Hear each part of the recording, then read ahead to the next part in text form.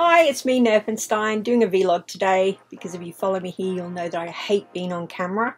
I'm forcing myself to do it again. It's only took me 2.5 hours to get to this point, so getting better. So as well as a little channel update, I'm going to talk about the Mandela Effect today, which is just fascinating to me. And I thought if you hadn't heard of it, it might be fascinating to you too.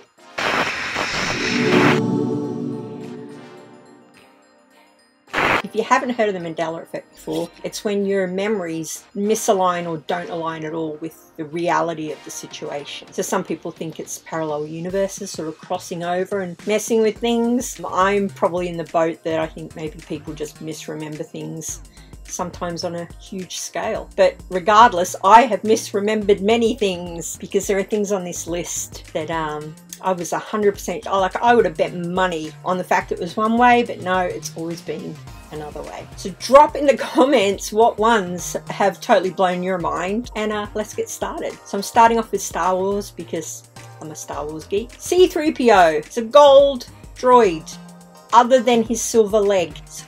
He's always had a silver leg. Now I see it, now I'm with it, but from when I was a kid with those toys through until last year or the year before when I first read this, I was like, that can't be real. He's always just been gold. He hasn't. He's always had a silver leg. There's another Star Wars one that sometimes people misremember, and I'm just going to pop that in here in case you misremember it. I remembered it differently. So when Darth Vader's saying to Luke, oh, and spoiler by the way, if you haven't seen the original Star Wars trilogy, when Darth Vader's saying to Luke, I am your father, is actually, no, I am your father. Which I didn't remember the Luke thing, but loads of people think it was Luke, I am your father, so interesting. Next up, Silence of the Lambs, the movie. Probably know this movie, it was massive back in the day with Jodie Foster and Anthony Hopkins. And Hannibal Lecter, of course, has that line that we all remember, hello Clarice, that he never said.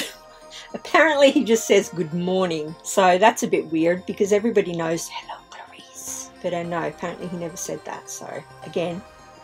Next up, Disney fans. Mirror, mirror on the wall, who's the fairest of them all? Not this jackass, that's for sure.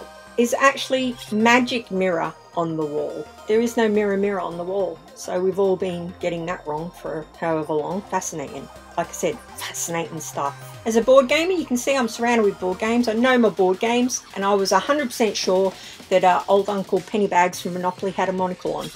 Doesn't have a monocle on, so that one I was like, that's so weird. Like I could picture it clearly in my mind that he had a monocle on, so I've remembered that one wrong as well. Now, you know I'm a geek, but you may not know that I'm a bit of a James Bond fanatic, and this one has blown my mind. So Dolly, Jaws' girlfriend in Moonraker, Jaws the guy with the silver teeth, I was 100% sure had braces, and that was what brought them together. And it was kind of this adorable scene where, you know, he was looking at her and then she smiled up at him and she had braces, and it was like a funny moment where, oh, that's adorable, they're kind of similar, but she doesn't have bloody braces. So I don't know what to think, guys. I'll tell you something, I'd have bet my house on that one. So I don't know if you remember it differently, but I've seen Moonraker probably 4 times, and yeah.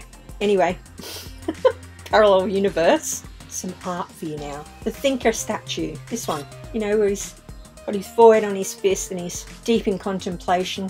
Other than he's not, he's actually got his chin on the back of a flat hand and he's deep in contemplation. And again, this is another one that I've obviously misremembered because I would have drawn it as with the fist on the forehead as opposed to the chin on a flat hand, but there you have it. I hope you're hitting the comments with the ones that you've remembered. I don't know, maybe you remember these all the right way and it's just me being a dope, a bit of a dory. Yeah, it's bizarre regardless with the sheer amount of people that are misremembering things. Okay, finish the sentence. Famous New York station.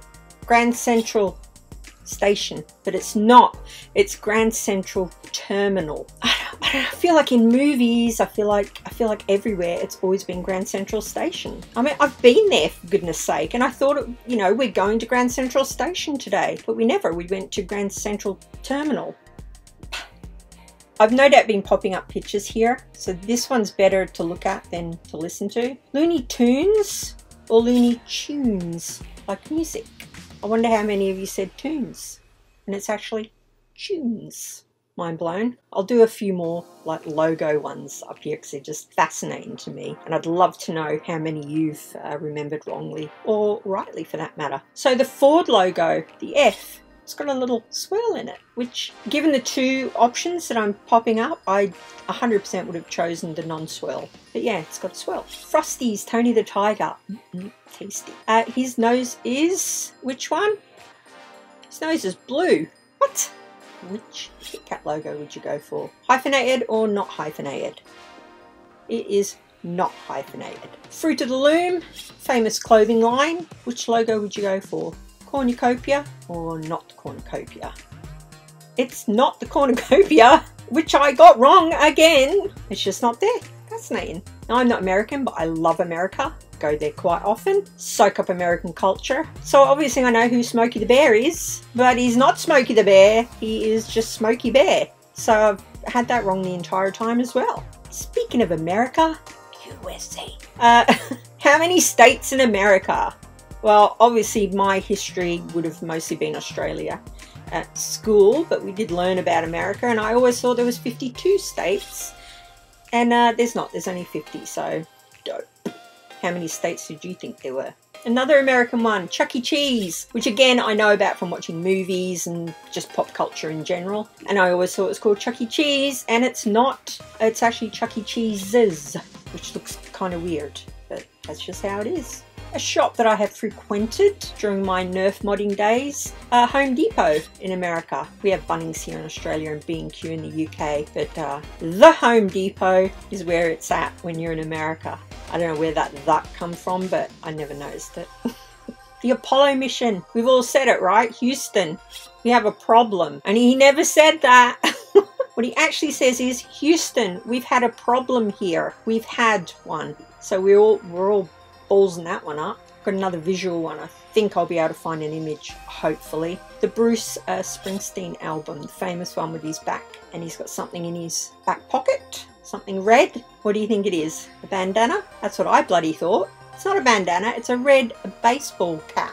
I remember this one so clearly that I actually looked it up just to be sure, and sure enough there it was. There was no bandana, which is completely bizarre. So that's it, that's the Mandela Effect. So how many of them blew your mind? Any of them, or am I just a complete dope and I've misremembered probably, I don't know, 70% of things? I wouldn't be surprised, but anyway. So quick channel update. I'm still doing my VR stuff just because it is so easy to do. So my intention is obviously to do some more modding and some board gaming stuff. I actually got a new board game last week, a new Kickstarter, and I'm hoping to play that this weekend, and then I'll give it a bit of coverage because it does look really cool. Also this weekend I'm playing Blood and Truth finally on PSVR, holla, which came out the day I went on holiday I think, so I didn't get to play it. That looks really cool. Needless to say, I've been playing my Oculus Quest just because it's so easy. I love my PSVR to pieces, but Oculus Quest, just putting it on and you're in, is madness for me, because to set up my PSVR I need to run cables all the way from the living room all the way through the apartment to a box that's behind the monitor here, and it's the internet connection, so that's a pain in the neck. And then my motion controllers always have a problem, so I have to turn things off, turn them back on again, blah blah blah. I'm also thinking of redoing the way that I do reviews. I feel like I'm not copying, but I'm kind of following this formulaic pattern that all video game reviewers have always followed.